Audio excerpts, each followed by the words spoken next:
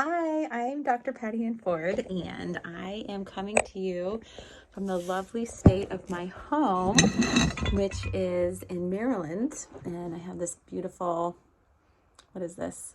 Chesapeake Bay wallflower behind me. Today I'm going to talk to you today about chronic illness and how your mindset with this illness is so important for healing. I just said a lot of heavy words. So mindset, chronic illness, and healing. These are all words that can be defined so differently and show up so differently in every person. So mindset is typically how you think about things, but in my line of work, there also is a way that you think about a mindset in your beliefs and your feelings. And those matter when it comes to the thoughts that you have. And in chronic illness, a lot of times, in health and wellness, people believe that if you have a lifestyle that can manage these things, your chronic illness will be healed. And that's basically saying if you do this and that, you can be healed. Like there's a finish line of living in this body. The finish line, there's actually no finish line until death. And some believe that that isn't even a finish line anyway. And so healed is this permanent state where you are living in this like state of perfection. I don't exactly, everyone can define it differently. I think you can reverse maybe some pain or reverse diseases, but the human body is going to consistently change and navigate ailments. And so to put the pressure on someone that lifestyle is going to fix that is a really, really heavy load to bear. And so chronic illness can show up in many different ways. It can be lifestyle, chronic lifestyle diseases that you might see, such as diabetes or different things. It can also be autoimmune, where it just feels like your body is failing you.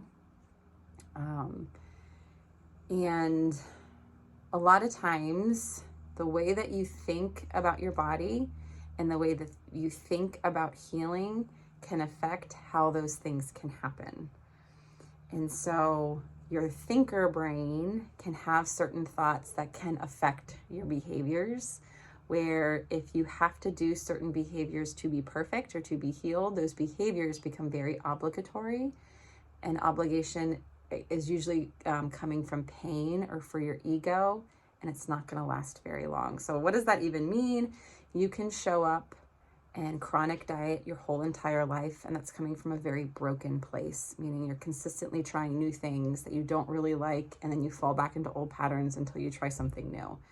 So chronic dieting is like kind of like this definition of insanity. It's doing the same thing over and over again, expecting different results.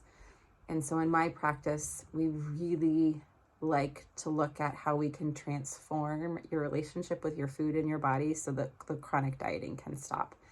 But that takes time, and that takes work in your thought patterns and in your feelings and in your beliefs.